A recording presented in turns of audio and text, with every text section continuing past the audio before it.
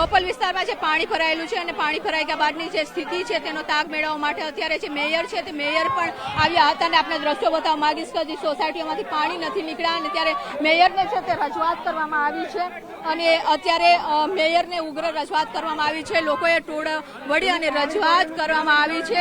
અત્યારે જે પાણી ભરાયેલું છે આપના વિસ્તારમાં પાણી ભરાયેલું છે. આ ઘરોની અંદર એટલું બધું પાણી, નાના નાના છોકરાઓ સંડાસ ક્યાં જાય, બાથરૂમ ક્યાં જાય. 4 દિવસથી આ લોકોને પાણી, ચોખ્ખું પીવાનું પાણી નથી મળતું. આ લોકોને આ અંદર ઘણા વડીલો એવા છે કે જે ઊભા નહીં થઈ શકતા. બરાબર, એ લોકોનું ફર્નિચરથી માંડીને, ઘઉંથી માંડીને એમનું કરિયાણું બધું બગડી ગયું છે. બધી વસ્તી આ લોકો નાના નાના બંગલાઓમાં કામ કરવા વાળી, ઝોમેટોમાં ને એમાં નોકરી કરતી પબ્લિક છે. જુઓ પેલા ઝોમેટો વાળો ભાઈ છોકરો આની અંદર નોકરી કરી રહ્યા છે. નાની નાની મજૂરી કરતા માણસો, આ લોકોનું કઈ રીતના પૂરું થાય? 4 દિવસથી પાણી નહીં નીકળતું. 4 દિવસ પાણી જે રીતે ભરાયેલું છે અને તેના કારણે લોકો હેરાન થઈ ગયા છે. મેયર આવ્યા છે, મેયરને ઉગ્ર રજૂઆત કરી છે અને રજૂઆત કરી છે કે લોકો ખાવા પીવા ક્યાં જાય. 4 દિવસથી જે પાણી ભરાયેલું છે, ગામમાં જે પાણી ભરાયેલું છે તેનો નિકાલ નથી થયો, કોઈ આવ્યા નથી અને મેયરને ઉગ્ર રજૂઆત કરી છે કે હવે તાત્કાલિક ધોરણે આ પાણીનો નિકાલ છે તે થવો જોઈએ. સર, શું મદદ કરવામાં આવશે? જે મદદ અહીંયા જે કોઈ ગઈકાલ રાતે પણ ફૂડ પેકેટ આપ્યા છે, આ પાણીનો નિકાલ ઝડપથી થાય એ માટે અહીંયા કામ ચાલુ છે. અને જે રીતે આપણે પાણી નીકળી રહ્યું છે, પાણી આખા રોડ ઉપર ખાલી થઈ ગયું છે. જે સોસાયટી આપ જોઈ કે આવી 5 જ સોસાયટી છે જ્યાં પાણી છે.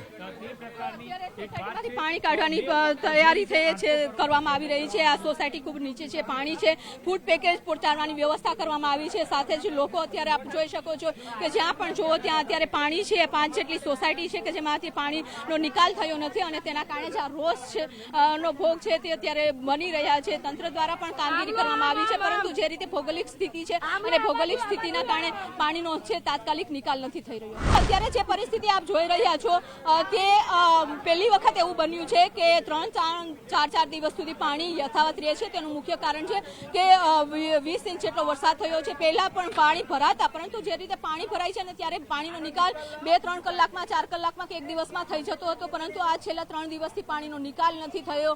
અત્યારે ઘુમા જે વિસ્તાર છે તેમાંથી સોસાયટીઓમાંથી પાણીનો નિકાલ કરવામાં આવ્યો છે. આ બોપલ ગામ છે અને બોપલ ગામમાં જે અંદરનો જે વિસ્તાર છે ત્યાં પાણી ભરાયેલા છે. તેના કારણે લોકો છે ત્રસ્ત થઈ ગયા છે. હવે આ પાણીનો નિકાલ 3 દિવસ પછી તો થવું જોઈએ, કારણ કે જો આ પાણી ભરાયેલા હશે તો લોકોને પીવાના પાણી નથી મળતા. લોકો હેરાન પરેશાન થઈ ગયા છે. રોગચાળો પણ ફાટી નીકળવાનો તેઓને ડર લાગી રહ્યો છે. પણ જે રીતે અત્યારે આ પરિસ્થિતિ જોઈ શકો છો કે આ ગામમાં અત્યારે ફૂડ પેકેજ, મેયરનું કેવું છે કે ફૂડ પેકેજ છે, દવા છે, તે પહોંચાડવાનો પ્રયાસ છે તે કર્યો છે, પરંતુ અત્યારે પરિસ્થિતિ એવી છે કે આ પાણીનો નિકાલ, કારણ કે રોડ કરતાં પણ 2 ફૂટ નીચે આ સોસાયટીઓ છે અને આ જો આ રોડમાં ઉપરથી પાણી નહીં નીકળે તો સોસાયટીમાંથી પાણી નથી નીકળવાના. તેના કારણે જ આ લોકો રોષનો ભોગ બની રહ્યા છે. તેઓનું કહેવું છે કે અમારા માટે અત્યારે પીવાના પાણી પણ અમારા ઘરમાં નથી. અમારા માટે ખાવું હોય તો અમારા જે વર્ષ દરમિયાન જે ભરેલો અનાજ છે તે પણ બગડી ગયું છે અને એ અનાજ બગડવાના કારણે હવે રસોઈ પણ બીજા લોકો આપી જાય છે અને અમે જમી રહ્યા છીએ. ત્યારે તાત્કાલિક આ બધી પ્રકારની સહાય છે તે મળવી જોઈએ તેવું લોકો કહી રહ્યા છે. 3 દિવસની ધીરજ આજે લોકોમાં ખૂટી રહી છે અને એટલા માટે જ રોષ વ્યક્ત કર્યો છે. ભાઈ, આપણે આ સોસાયટીમાં કેટલો પરિવારો છે? ટોટલ 15 થી 20 ઘરો છે અંદર. 4 દિવસથી પાણી આટલું છે. ખાવાનું પીવાનું, એજેડ વ્યક્તિઓ પણ છે અને બીમાર વ્યક્તિઓ બી છે. કદાચ અમે 2-3 દિવસથી બહાર નીકળી નથી શક્યા. ગઈકાલે પણ અમે બોટ લઈને, જે સ્વિમિંગ પુલ રમવાના છોકરાની એ બોટ લઈને 10 થી 15 બોટલ પાણીની લાયા હતા. અહીંયા કોઈ સહાય આપવા આવી નથી, કોઈ આવ્યું નથી. આ 4 દિવસે તમે ન્યૂઝ ચેનલ દ્વારા આ બધા જ મેયર ને બધા ન્યૂઝ ચેનલમાં જોઈને આવ્યા છે આજે, તો તમારો ખૂબ ખૂબ આભાર છે. જે 3 દિવસથી પરિસ્થિતિ છે, હવે બધાની ધીરજ ખૂટતી હોય સ્વાભાવિક છે, પરંતુ કહેવામાં આવે છે કે ફૂડ પેકેટ છે અથવા દવાનો સામાન છે તે પહોંચાડવાની સહાય છે તે હવે કરશે.